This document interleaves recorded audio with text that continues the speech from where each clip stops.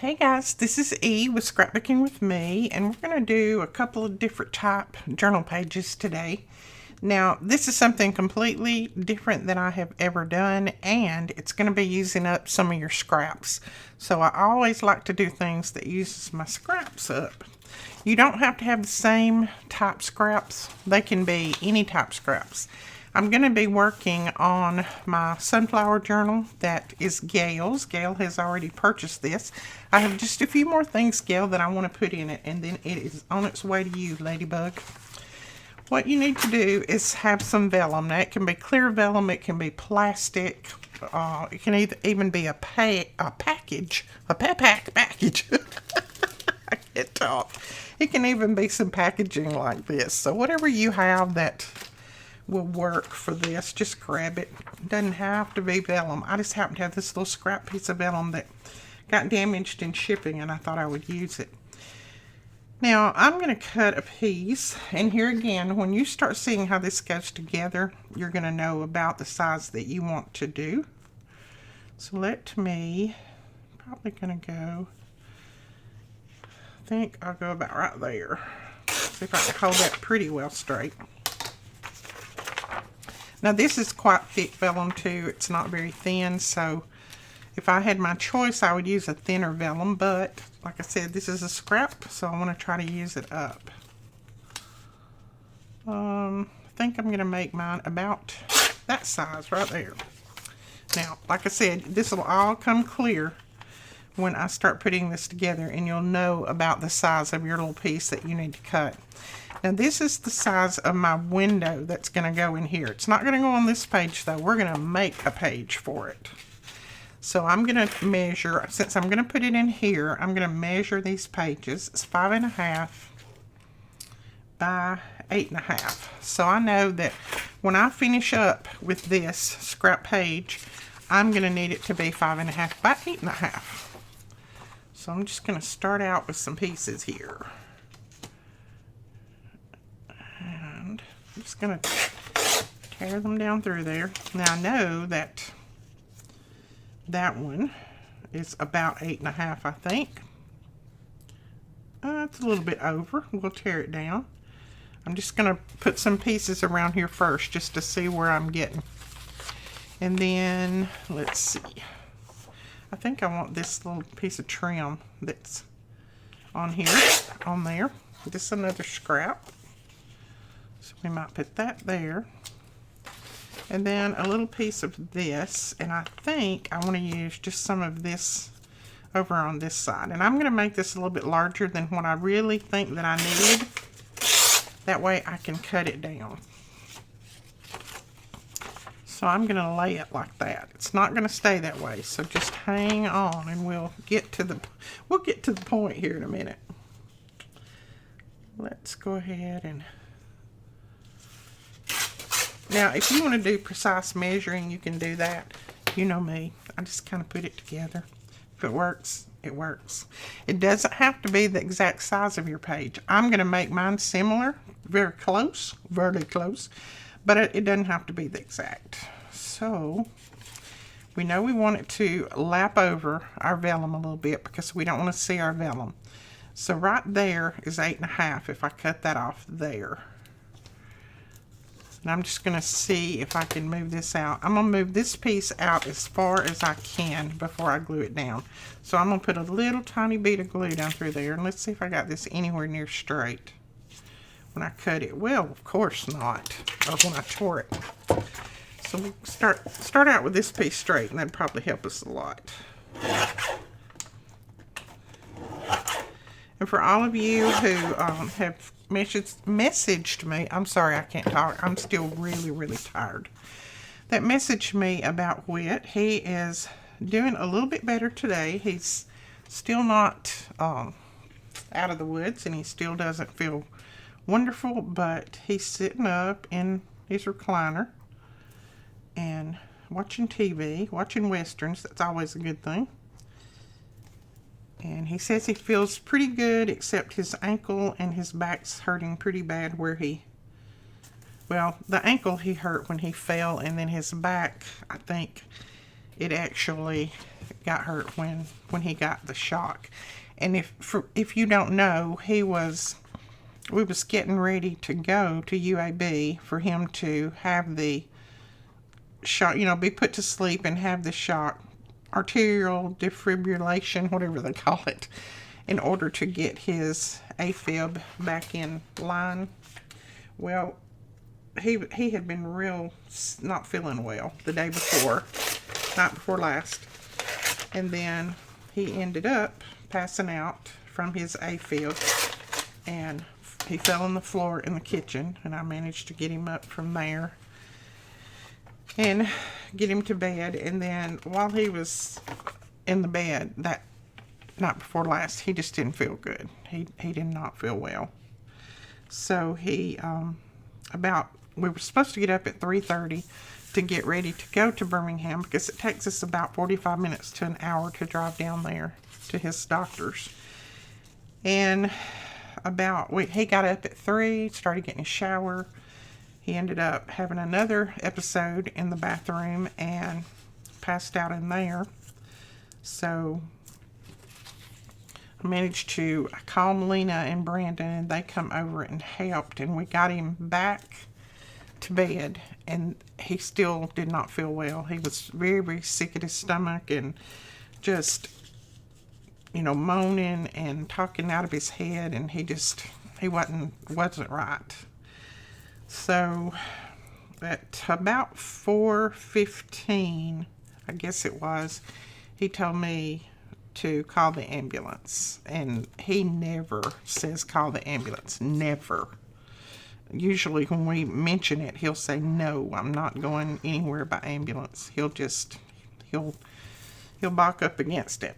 But he's the one who said, call the ambulance. And I said, okay, they're called. So they got here in just a few minutes. I mean, it wasn't probably 3 minutes until they pulled in our driveway. And the EMT hooked him up to the monitors and everything, and before he could do anything at all, well, he saw the readout of his heart, and he kind of looked at me and shook his head. He knew that it was not good. So he looked at me and just shook his head and kind of rolled his eyebrows, and he called a couple more people to come and help and to bring the defibrillators, the paddles. And so by the time that he got off the phone with them, or got off the little emergency thing that he has with them, Whitt got his first really hard shock, and it hit him really hard, and he didn't come completely out of that one before he got his second really hard shock from his defibrillator. He has a pacemaker and a defibrillator inserted in his chest, so he got 2 really hard shocks back to back on that. And the second one that hit him, it was really hard, and he managed to come back out of that one. He looked up at me after that second one hit him, and he kind of got out of it, and he looked up at me and just kind of winked, and I said, are you better? Are you okay? And he said, I feel a lot better. He said, my sickness has gone away. I just feel so much better. And of course, they went ahead and did all the tests and everything, and he was going to go by ambulance to Birmingham, but that's quite a ways, and he didn't want to ride in the ambulance, and he said, is there any way that I can just go by car, and if something happens, we'll pull over and call the ambulance? And the paramedic said, yes, if you feel confident enough that, you're okay now, I'll let you go ahead and sign off. You can go by car, and then if you start feeling worse, just pull over, call the 911, and wherever you are, they will come to you and, help you out. So that's what we did. We went ahead and, hang on, I'm getting my knife. We went ahead, and Brandon drove us down there, and bless his heart, he said, that's the longest drive I think I've ever taken in my life, which to me it was too. I just couldn't get there fast enough.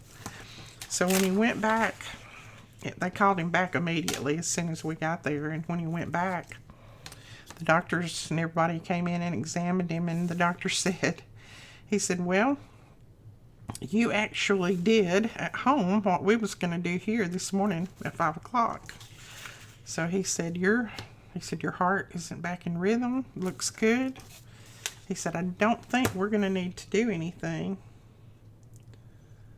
So he said, I'm not going to mess with it. It's in rhythm pretty good right now. I'm not going to mess with it. So he said, I'm just going to send you on back home. But he said, you're just going to have to take it easy until we can get all your test results back. And they did more blood work and all of that. And he said, then I'm going to get together with my team, and what we'll do is we'll sit down and we'll talk about, you know, how we need to progress from here to keep this from happening again and all of that. So that's where we are right now. That is what we're hanging on to right now, waiting on them to call us and tell us what kind of plan they've got worked up. And once they do that, then we'll kind of go from there. But that's just a little short synopsis of what all we went through in the last few days.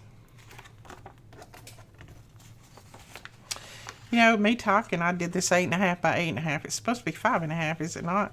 I'm telling you. You know how I am when I get started talking. And two, my mind is not completely set right now. Let's see. I think I want to put it this way. So I'm going to cut off on either side here. So I'm going to cut this at 5.5. Like it should have been cut in the first place. Now, like I said, you can go ahead and measure yours. You don't have to do the guesswork like I'm doing. Just go ahead and measure it if you want. Or lay a paper out and work from that paper. And then that way you don't have to do this little bit of guesswork that I'm doing. But it's alright with me.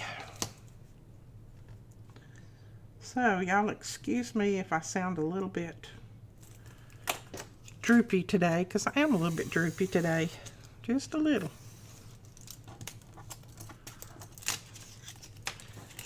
The night before last, I slept about maybe 30 minutes, if that much. And then last night, I really couldn't sleep because, I don't know, I kept feeling him. I was worried about him because his skin had even gotten cold and all that. So all I was doing was thinking about him. I wasn't concentrating on sleeping. All right, look at there. I'm going to cut it off a little bit more, I think. Yeah, let's cut it a little bit more. Maybe. I'm trying to think. Yeah, I'm going to cut a little bit more off of it. Whoops. Now, you can do this a couple of different ways, too. You could also leave it wider and then fold it back if you wanted to. But I think I'm going to cut it off a little bit more, just a tiny bit, on both sides. Get my sides somewhat near even. So thank you guys for all your prayers. That's where I was going with that. I wasn't really meaning to give you the whole 9 yards of it, because I know most of you would not like to hear that anyway. But a lot of you had asked, and then I had a lot of you that said you was praying and all that, so I wanted to give you an update. There, that looks good. I like that. Now what we'll do, I like seeing that sunflower through there, but I want to make this into a tag too, or make this into a pocket and make a big tag. So what I'm going to do is, I think I want to cut it off a little bit at the top, just so that I'll have it a little bit shorter than my page, and then I can put a little pull in there and you'll be able to see where that pocket is. Yes, and so then we'll put a little pull right here. So I like that. Okay, let's put a little glue right there on that little spot. I think everything else is glued together pretty good. Now, you don't have to make this so precise. You can just tear it around if you want to, make it all jiggy-jagged, if that's a word. Something like that if you want. You don't have to make it as even as I did. This is just me making the first one. I'll probably make some others and just tear them in all different directions. Who knows? I'm going to stitch around this, and I'm going to cut a little pull here first, and then I'm going to stitch around it because I want that look before I put it in. And then we're going to make a tag for this one. And then after we make the tag for this one, then I'm going to show you how to decorate another page that is quick and easy, but it adds so much to your journal. So hang on and let me get this one stitched around, and then we will come back and make another, and I'll show you just how it makes your journal pop. Now on these, you can make these ahead of time and just lay them to the side, add them in your journal. You could make a double page spread like this if you wanted to, add it in your journal. You don't have to wait until the after effect like I did and make it. The only reason I did that is because I just thought about making this yesterday when I was fooling around with some vellum that was on my desk, trying to stack it all up and figure out what to do with it. And I had some scrap vellum, and I thought, what could I do with that? I can make some windows. And then this idea popped in there. So let me stitch around this. Alrighty, I stitched around that. I didn't stitch at the top because I didn't want that to look like it was closed up. I want that to be a pocket there. Then we're going to glue it down just like that. So I'm going to run some glue around all three sides, and I'm going to put a good amount on top of those stitches because I want it to stick well.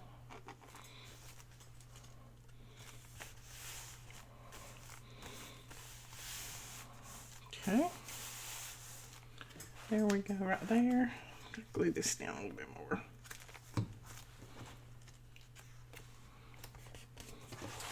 Alright, this one is cut just a tiny bit crooked, so I'm going to just trim that tiny little bit off right there. Alright, so there is a cute pocket on top of that, just using our scraps. That's all we did. And let's go ahead and make a nice tag for that. I think I'll use this. This is a little bit narrower than it might need to be, but I think I want to use it anyway. It'll go inside that pocket, so let's do that. And I'll put something else right here. So I'm going to cut it off about right there. Oh, and Betty and I are planning on doing the live this Friday night.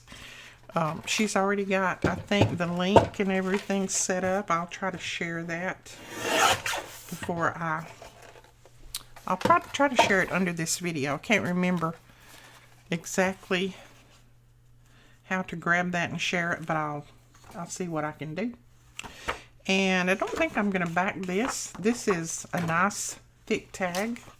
Well, it's a nice thick paper. Pretty thick. And you can write on the back of this, so I don't think I'm going to add anything to.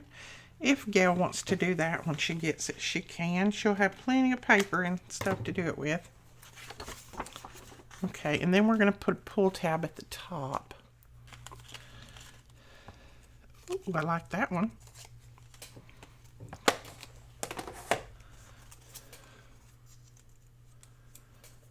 So, what have you guys been up to? I haven't filmed since Monday. I guess it was. I can't even keep up with my days. I don't know what today is even. A couple of days since I filmed. So, I don't know what's going on in the world. I haven't even looked at Facebook, YouTube, anything in the last few hours, 24, 48 hours. Right, there's our tag. Now, we need to put something right here that will go along with this collection and show through that window. See if I have anything in this little pack of scraps right here. I think I might put that label right there. I think it actually goes that way. So let's cut this label out. Okay, the label cut out, put a little ink around it. And I think we'll put it right there, and I believe it's going to show through just fine. I think I might tear this and put this down through there just to give it a little bit more interest on this naked part right here.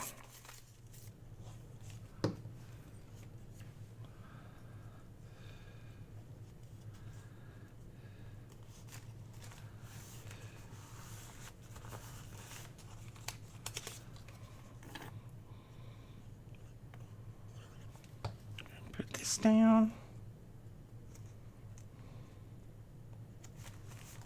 Right there. And then let's see if we can find a bird. I need to get that straight. Well, still a little bit off, but I think the glue is stuck. Okay, let's see if we can find a bird to put up here. Okay, but we do need to put something under him because he looks like he's just flying through the, I mean, he looks like he's standing on a branch, but the branch is going nowhere. Let's try this one. That one I like better. I'll tell you, let's just move him on down and he can just look like he's standing right on that label. That's what we'll do. So we'll put him on like that, and that is actually the same color of that label, so that just now looks like that he's standing on that label. That looks good. Okay, then I want to put a little label across here.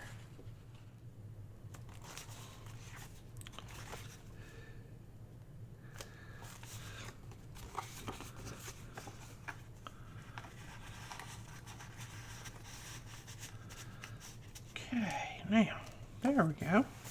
Now you can see the label, part of the bird and part of the flowers over here, so that's good. And I want to put something right here too because that's kind of plain, so I want to run something across there. Okay, let's just put that piece of book page across there. Whoops, just dropped glue on my vellum. There we go. Right, so that is our page. Now you can keep adding on here. I may come back and add something, or I may just put some embellishments and things in that Gail can add. All right, let's go ahead and look over in toward the back, find another page. And I think we might work on this page right here because both of these are kind of plain. Let's see. Yeah, let's start on this one, work on this page. Now what I want to do in the beginning is I want to run a piece of paper down the side here. And it can be a scrap piece, whatever paper that you have. It doesn't have to be anything that you need to cut up. Just grab a scrap. I was just trying to see if I had one the right size. If I don't, I'll just cut it. I'll tell you what, let's use a piece of this. Let's just use a piece of this coffee dyed paper.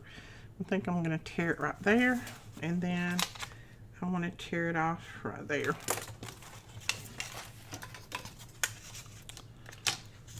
So this is quick and easy too, and I think you'll enjoy doing these.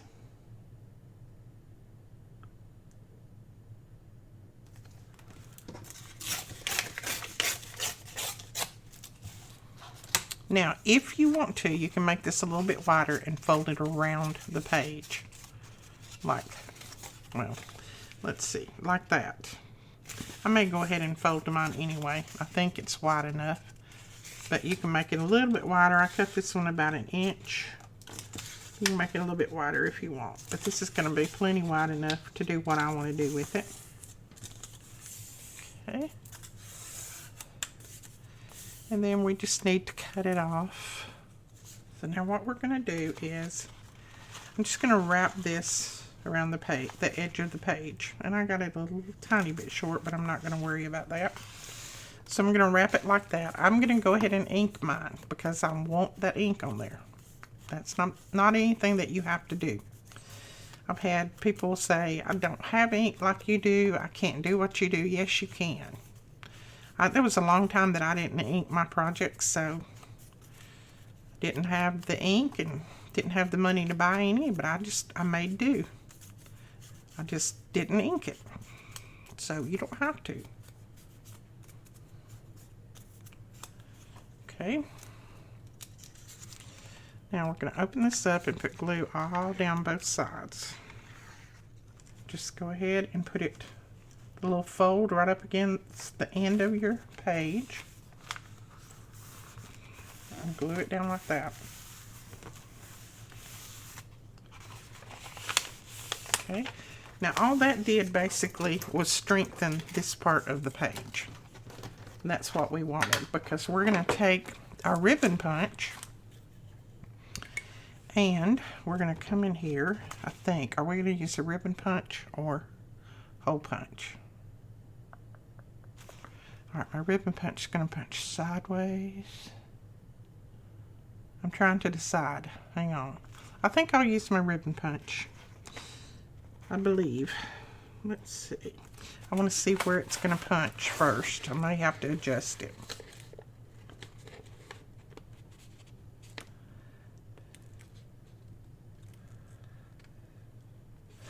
No, I think it's actually going to punch where I want it to. So I'm going to start right there.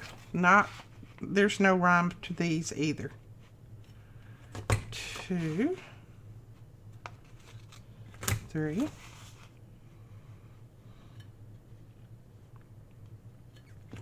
4, and then one right down at the bottom, 5. And I didn't space those out exactly even, but you get the idea of what I'm doing. And they don't have to be. Let's see.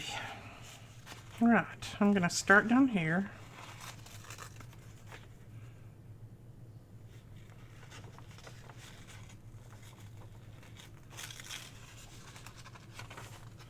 And I'm going to run this ribbon up through here.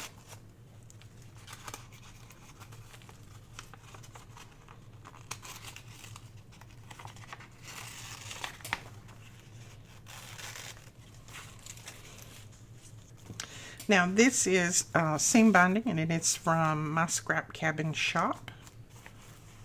Okay.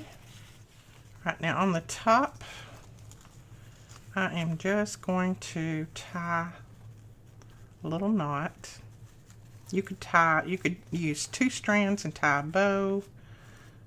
Lots of different ways you could fix it. Just fix it the way you want it in yours. I'm just going to tie a little close knot up against my paper, and I'm going to let this little part just kind of dangle out there,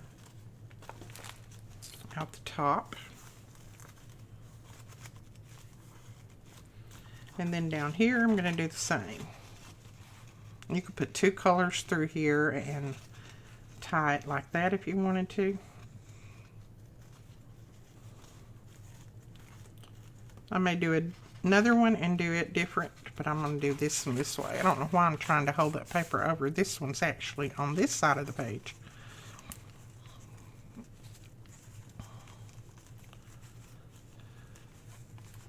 Okay, there we go. I don't think I want quite that much hanging off, so we'll trim that and use it elsewhere. And then that's going to just kind of dangle out of the little journal. Just something different. All it is. Something different. Different way to do a little embellishment to the edge of your page. And like I said, they're really cute if you come back in the middle and tie little bows. As a matter of fact, let's do another one, and we'll just do that in the middle where we can tie a little bow. We'll just make this one in the middle somewhat. And this one we're not going to reinforce because this paper this paper is actually pretty thick.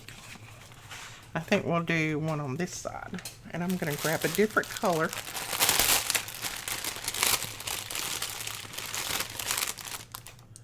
I'm going to grab some of this burnt orange. I think that's what this is called. Yep, burnt orange.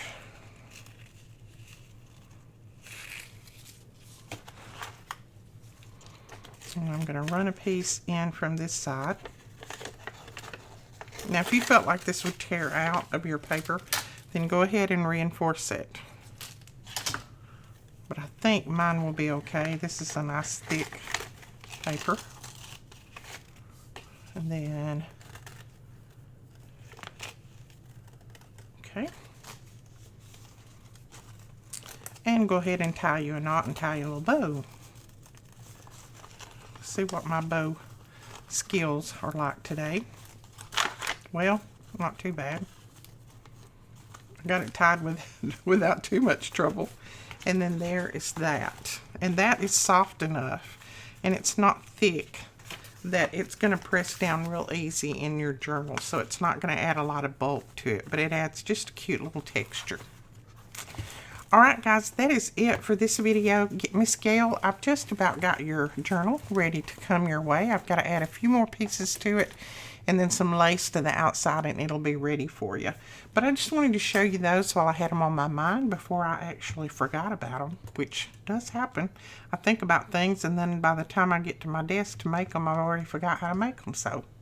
But we'll talk to you guys later. Don't forget to give us a thumbs up and hit that subscribe button. Bye-bye.